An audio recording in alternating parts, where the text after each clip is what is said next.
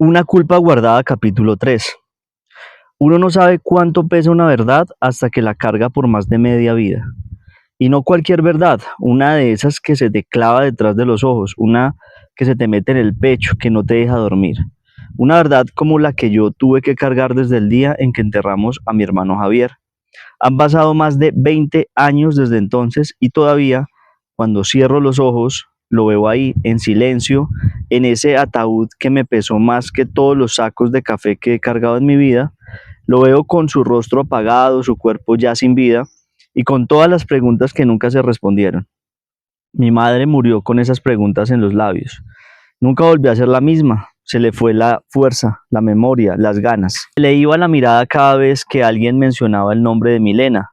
Nunca la nombraba en voz alta, pero me decía con la voz quebrada: yo lo sabía, Pablo. Esa mujer se lo iba a llevar por delante.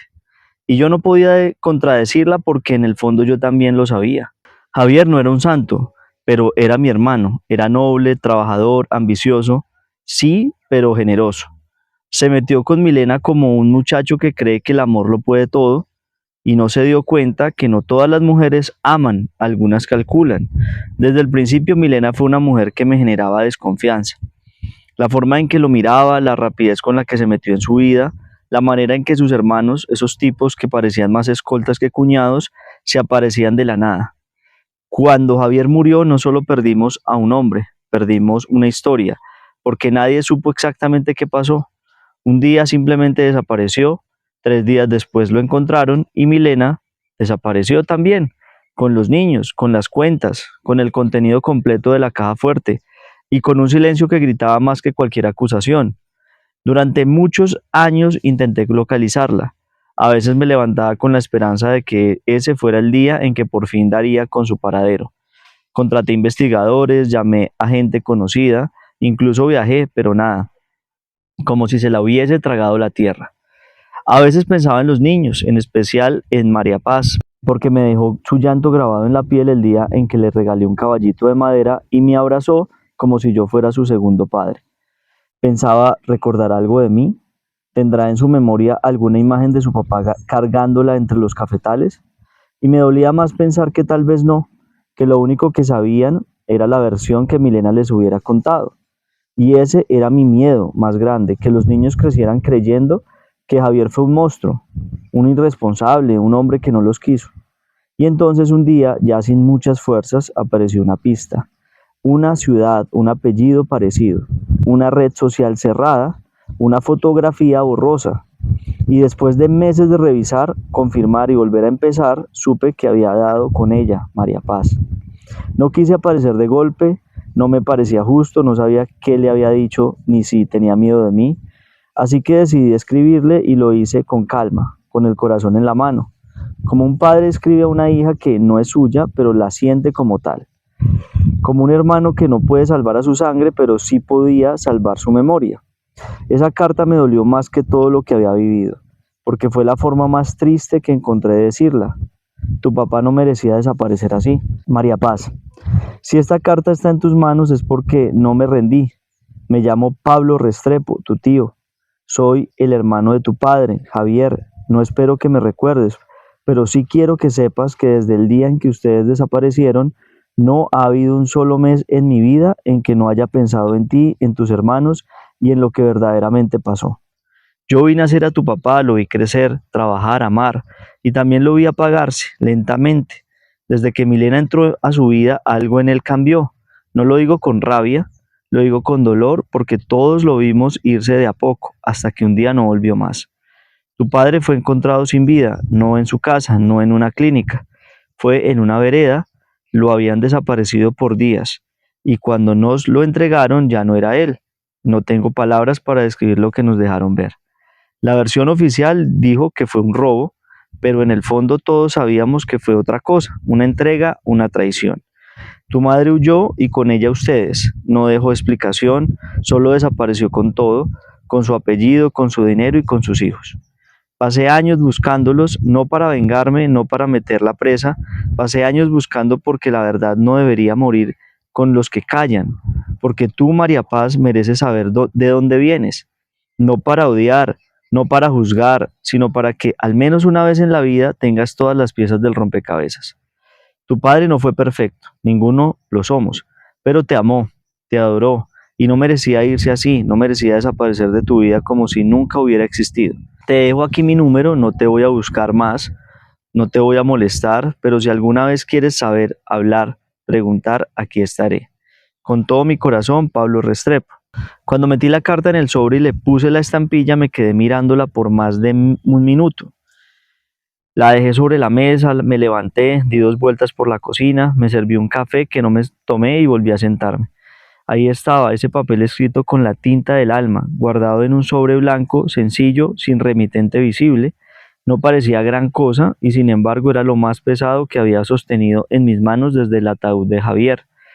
Fui a dejarla en el buzón con paso lento, como si todavía una parte de mí dudara, porque uno siempre duda cuando va a entregar el corazón, aunque sea en forma de verdad, porque uno no sabe si la otra persona lo va a recibir o lo va a destruir. Cuando solté la carta sentí una mezcla de alivio y miedo, como si con esa entrega también estuviera soltando una parte de mi hermano, y al mismo tiempo abriendo la puerta para que él regresara de alguna manera. No físicamente, pero sí en palabras, en memoria, en justicia. Esa noche no dormí, me acosté, sí, pero dormirme imposible. Cerraba los ojos y me imaginaba todas las posibles reacciones de María Paz. Me la imaginaba leyéndola, rompiéndola, guardándola, llorando, gritando o simplemente ignorándola. Y eso último era lo que más me dolía, que me ignorara, que eligiera no saber. Los días siguientes fueron raros, no sabía qué hacer, no sabía si debía esperarla o soltar el asunto. En el fondo yo ya había hecho mi parte, pero también sabía que no se trataba solo de mí, se trataba de ella, de lo que había vivido, de lo que le habían hecho creer, de cómo reconstruir su historia sin sentir que se estaba traicionando a sí misma. Y pensé también en Milena, no como excusa, no como justificación, sino como alguien que se le fue de las manos como un juego peligroso, porque yo no creo que ella haya amado a Javier como él la amó a ella, pero sí creo que llegó a temerle, a lo que él podía hacer, a lo que sabía, a lo que representaba. Tal vez Milena nunca pensó que él terminaría muerto, tal vez sí, no lo sé. Lo que sí sé es que después de que ella se fue nos dejó vacíos a todos, vacíos de respuestas, vacíos de justicia, vacíos de Javier. Con esa carta no solo buscaba reencontrarme con mis sobrinos, no solo abría la puerta para que conocieran la verdad, con esa carta también reafirmaba algo que durante años se quiso olvidar: el apellido de mi padre todavía pesaba. Porque nuestra familia, aunque se haya mantenido en silencio, nunca fue débil. Las tierras, los contactos, las alianzas que mi abuelo dejó no desaparecieron. Y sí, muchas veces se propuso tomar justicia por mano propia. Hubo quienes me dijeron: Pablo, esa mujer no puede seguir respirando como si nada. ¿Y qué propones?, pregunté una vez, sabiendo la respuesta. Con una llamada se acaba todo, te lo juro, decían. Y era cierto, bastaba una sola decisión para desaparecerla, así como ella desapareció a Javier, así como nos borró de la vida de los niños. Pero entonces mi madre, cuando todavía tenía lucidez, me dijo algo que me cambió para siempre. La peor venganza no es matarla. Entonces, ¿cuál es, mamá? Que viva, que respire cada día sabiendo lo que hizo, que sus hijos la miren un día con preguntas que no pueda responder, que la verdad la visite cada noche, como a mí me visita el rostro de mi hijo. Y le hice caso. No la buscamos, no la tocamos, no movimos los hilos que podríamos haber movido, la dejamos vivir. Porque cuando la verdad empieza a salir, no hay país, no hay un nuevo nombre, no hay tinte de cabello que oculte lo que hiciste. Cada día revisaba el celular, aunque sabía que lo más probable era el silencio. María Paz no tenía por qué responderme, pero aún así yo abría el teléfono, miraba la pantalla y suspiraba, esperaba, como quien espera un milagro, hasta que una noche muy tarde sonó una notificación. Cuando vi la notificación en el celular, se me paralizó el corazón. Estaba solo en mi estudio como casi todas las noches, la lámpara encendida, los papeles sobre la mesa, una taza de café frío a medio terminar, todo igual, menos eso, esa pequeña luz que parpadeaba en la pantalla como si anunciara un temblor. No la abrí de inmediato, no fui capaz, me quedé ahí inmóvil, con el celular en la mano, mirando. Pensé en mi hermano, en Javier. Pensé en cómo lo vi cambiar desde que Milena entró en su vida, pero también en cómo brillaba cada vez que hablaba de su hija. La niña va a ser la primera en la familia en ir a la universidad, me decía sonriendo. Tiene una cabeza brillante y un corazón todavía más grande. Eso me decía, porque para él María Paz era todo. Y en ese momento, mientras sostenía el celular, sin atreverme a abrirlo, me di cuenta de algo. Quizás él ya sabía que no iba a estar. Quizás por eso, antes de desaparecer, empezó a dejar pistas, comentarios, instrucciones escritas que en su momento parecieron exageradas. Javier no era ingenuo, tampoco era perfecto, pero era un buen padre y eso nadie me lo puede quitar. Yo no tengo hijos ni esposa. Mi vida ha sido esta finca, esta tierra, estos silencios, pero siempre sentí que parte de mí seguía viva en esos niños que desaparecieron una madrugada. Y por eso me dolió tanto imaginar que quizás crecieron odiando a su padre.